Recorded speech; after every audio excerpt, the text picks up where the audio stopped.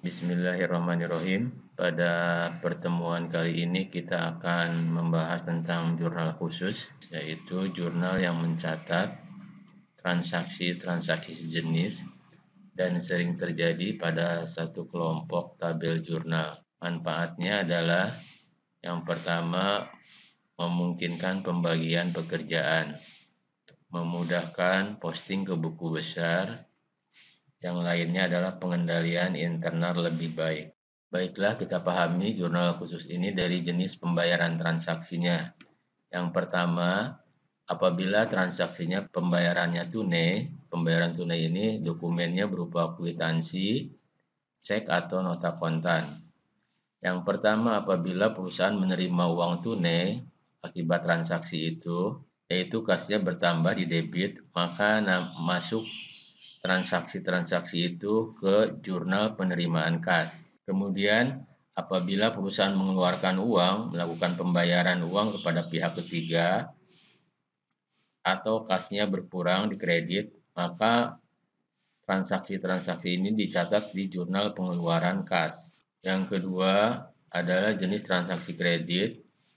Biasanya dokumen yang dipakai adalah faktur atau invoice.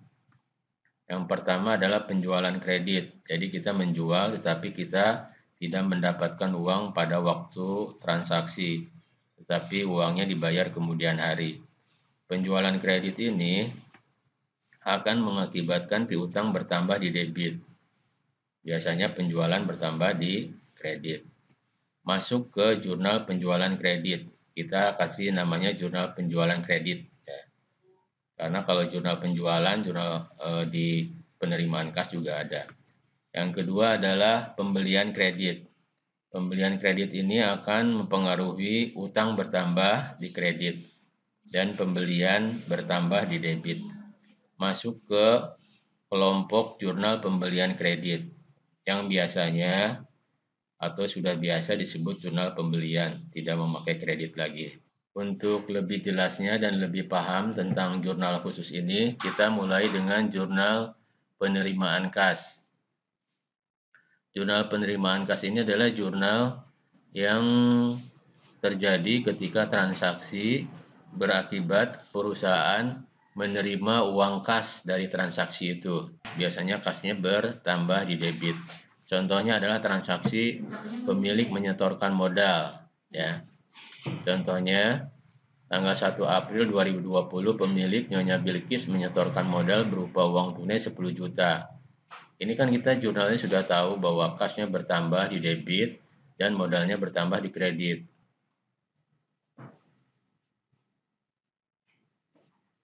Maka kita masukkan ke tabel jurnal penerimaan kasnya, yaitu tanggalnya kita masukkan, kemudian nomor buktinya dimasukkan KM01, keterangannya kita isi setor modal, kemudian debitnya adalah akun kas. Akun kas ini kita buat tersendiri karena dia sering muncul, jadi akun yang sering muncul kita buat sendiri.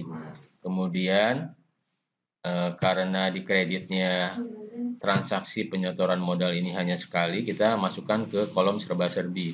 Jadi nama akunnya modal Nyonya Bilkis, jumlahnya sama kan, kasnya di debit 10 juta, di kreditnya modalnya 10 juta juga. Ya, jadi di jurnal secara satu baris, ya, antara debit dan kredit satu baris. Kita lanjutkan dengan contoh jurnal penerimaan kas lagi, yaitu penjualan tunai. Dijual barang dagangan kepada CP Sejahtera sebesar 5 juta dengan potongan penjualan 100.000, ya. Kita masukkan tanggalnya, kita masukkan nomor buktinya, kas masuk 02, kita kasih keterangannya CP Sejahtera. Kasnya bukan 5 juta lagi, tetapi karena dia mendapat potongan menjadi 4.900.000 di debit kasnya, potongannya di debit 100.000 dan penjualannya 5 juta. Jadi tetap seimbang antara debitnya 5 juta, kreditnya juga 5 juta, ya. Oke, selanjutnya transaksi penerimaan tunai dari pelunasan piutang. Pada tanggal 7, pelunasan piutang Toko Jaya sebesar 4 juta. atas transaksi 2 hari lalu dengan potongan 80.000. Ya, kita tanggalnya kita masukkan KM03. Ini bukti kas masuknya kita buat sendiri biasanya oleh perusahaan. Ini adalah salah satu dokumen intern perusahaan. Kita isi keterangannya Toko Jaya. Kita masukkan kas di debit 3.920 setelah dipotong dengan penjualan, piutangnya 4 juta tetap ya. Jadi kolom-kolom yang sering terjadi dibuat seperti kas, potongan, piutang, dan penjualan. Kemudian yang berikutnya penerimaan kas dari pinjaman ke bank ya. Pada tanggal 10 menerima pinjaman dari Bank BRO sebesar 20 juta.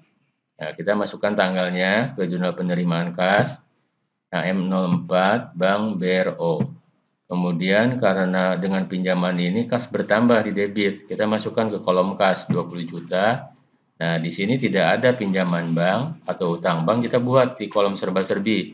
Utang bank 20 juta juga. Jadi tetap seimbang. Debitnya 20 juta kas, kreditnya 20 juta utang bank.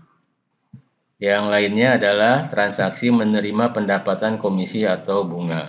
Tanggal 25 diterima pendapatan bunga sebesar 100.000. Tanggal 25 kita masukkan ke tanggalnya, nomor buktinya KM05, keterangannya pendapatan bunga, masuk di debit kas, karena kita mendapatkan uang masuk 100.000, kemudian di kreditnya, di kolom kreditnya, pendapatan bunga 100.000 juga. Jadi hasilnya sama, di debitnya 100.000, di kreditnya 100.000. Ya, kita totalkan semuanya sekarang kasnya berjumlah 38.920.000, potongannya jumlahnya 180.000, piutang 4 juta, penjualan 5 juta, dan ini adalah 30.100.000 adalah terdiri dari modal Nyonya Bilkis, utang bank, dan pendapatan bunga. Demikian pembahasan kita tentang jurnal penerimaan kas. Kita lanjutkan untuk contoh jurnal pengeluaran kas ya. Yang pertama, jurnal pengeluaran kas ini terjadi adanya transaksi membayar utang. Contohnya misalnya tanggal 2 April 2020 dibayar utang dagang kepada CP Rajin sebesar 2.500.000, ceknya nomor AO 123 ya. Kita lihat di sini tabel jurnal pengeluaran kasnya, ada tanggal, nomor bukti, keterangan yang bisa dipakai untuk nama akun juga. Kemudian debitnya ini kita buat kolom yang sering muncul, yang sering terjadi, yaitu utang dagang, pembelian, dan yang tidak sering muncul di debit itu, pengeluaran itu kita buat kolom serba-serbi. Dan tentu saja di kreditnya dengan pengeluaran kas ini ada akun kas ya. Kita langsung tanggal 2 kita masukkan ya, dibayar utang, kemudian nomor buktinya KK01 kas keluar 01, kita masukkan nama usahanya CP Rajin ya, kita bayarnya kepada CP Rajin, yaitu utang sebesar 2.500.000, kita bayar utang, jadi utangnya di debit ya, kemudian kasnya di kredit ya, bisa dipahami ya.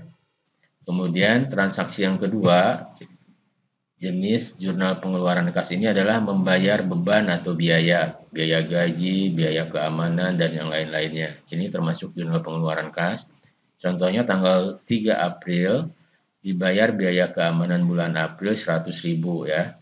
Tanggalnya kita masukkan, nomor buktinya ini biasanya kas keluar 02 ini dibuat oleh perusahaan sendiri atau bukti dokumen internal. Kita masukkan di kolom akun atau keterangan ini adalah nama akunnya, beban keamanan. Ya, beban keamanan ini jarang muncul, jadi kita masukkan ke serba-serbi. Jadi beban keamanan 100.000 ini ada di debit, ya. Kemudian di kreditnya adalah kas. Ya, bisa dipahami ya. Kemudian adalah transaksi untuk jurnal pengeluaran berikutnya adalah transaksi pembelian tunai. Tanggal 27 April membeli tunai barang dagangan dari PT Jujur sebesar 2.600.000 ya. Kita mengeluarkan uang langsung 2.600.000. Tanggalnya dimasukkan, buktinya kita masukkan, keterangannya masukkan PT Jujur ya. Kita membeli dari PT Jujur.